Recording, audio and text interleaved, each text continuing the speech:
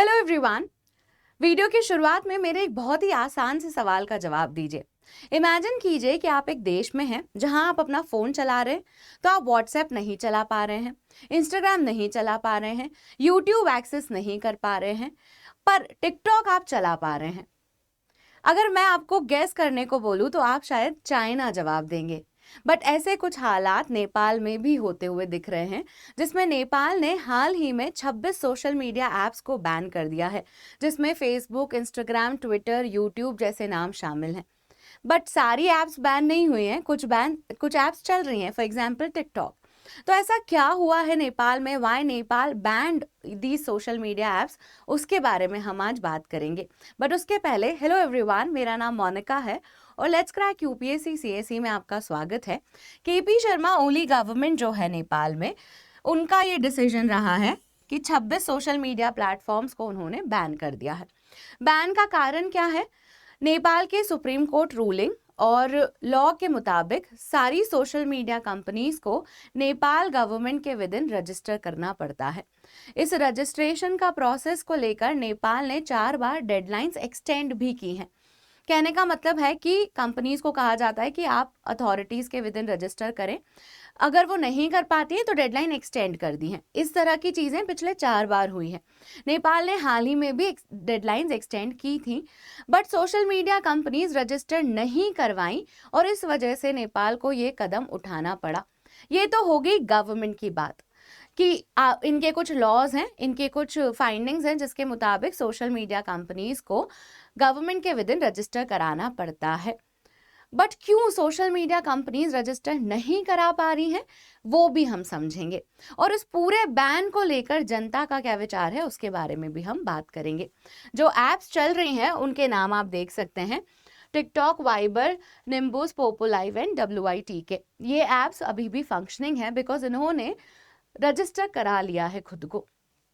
कुछ apps review में भी है, फॉर एग्जांपल टेलीग्राम, उनके कुछ कंसर्न्स हैं तो उसको एसोसिएटेड वो अंडर रिव्यू में माने जा रहे हैं। तो 2 ऐप्स ऐसी हैं जो अंडर रिव्यू हैं, 26 ऐप्स ऐसी हैं जो बैन कर दी गई हैं, और ये जो हमने पहले नाम देखे वो ऐप्स अभी भी फंक्शनिंग हैं। तो ऐसा क्या है कि सोशल मीडिया कंपनीज लॉ से अबाइड नहीं कर पा रही है नेपाल में? अब उसके बारे में बात कर लेते हैं। तो नेपाल के लॉ में कहा गया है कि सोशल मीडिया कंपनीज को अथॉरिटीज के विद इन रजिस्टर करना है, गवर्नमेंट के साथ रजिस्टर करना है और एक लिएजॉन ऑफिस भी खोलना है।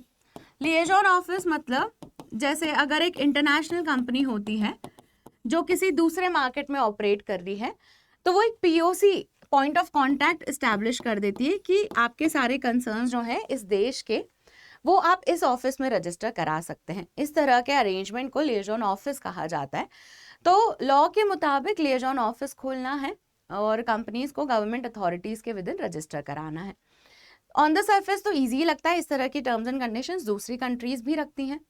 बट प्रॉब्लम यह है कि सोशल मीडिया कंपनीज का कहना है कि नेपाल ने इस तरह के लॉज बनाए हैं जो अनरियलिस्टिक हैं। जैसे सोशल मीडिया को रेगुलेट करने के लिए बहुत ही कठोर लॉ बनाए हैं और उससे ब्रीच ऑफ प्राइवेसी भी हो रहा है।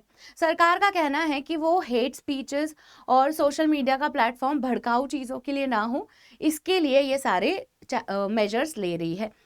बट सोशल मीडिया कंपनीज का कहना है कि ये रेगुलेशंस जो है वो अनरियलिस्टिक हैं, इनमें बहुत ज़्यादा प्राइवेसी का ब्रीच भी हो रहा है, इस वजह से वो अबाइड नहीं कर पाएंगे।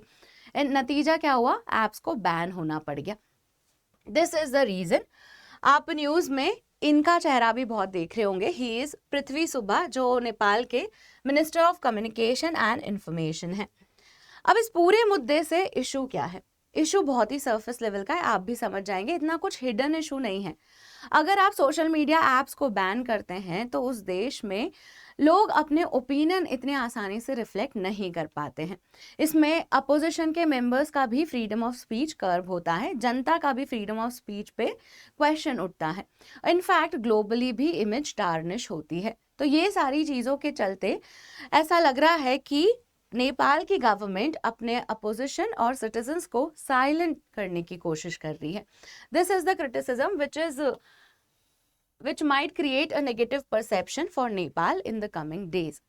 तो ये ओवरऑल इशू है। अच्छा, अब बात करते हैं कि इंडिया में क्या इस तरह के बैन्स हुए हैं। तो अगर हम इंडिया की बात करें तो हमने टिकटॉक को बैन किया था 5 साल पहले।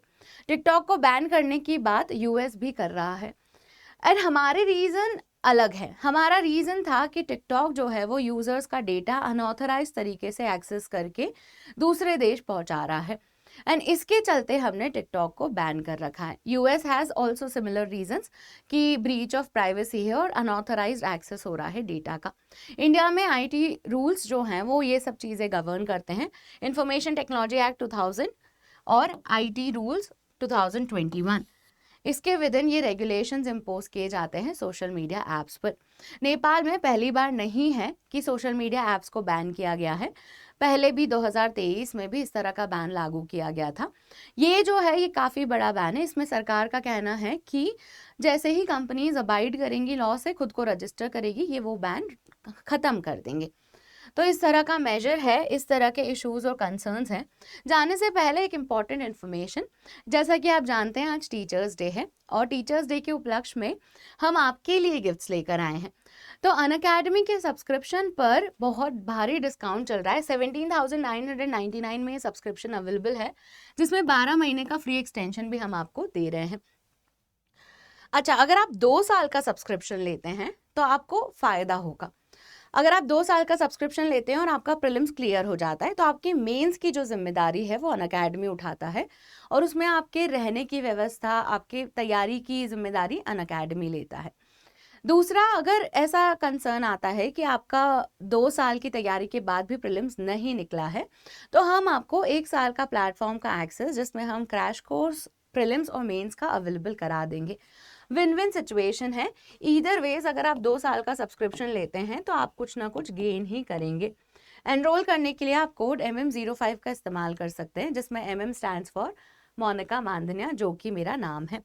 अच्छा, अगर आपका टारगेट ईयर 2026 का है तो एक इम्पॉर्टेंट इन्फॉर्मेशन, अनअकैडमी का जो 2026 का बैच है आगाज, वो शुरू होने वाला है 8 सितंबर से और ये लास्ट बैच है 2026 के लिए। इसके बाद हम नया बैच नहीं लाएंगे क्योंकि इसके बाद फिर देर हो जाएगी। तो इसीलिए जो 2026 की तैयारी करना चाहते हैं और अभी भी सोच रहे हैं तो आप अनअकैडमी के साथ जुड़ सकते हैं विद द कोड MM05।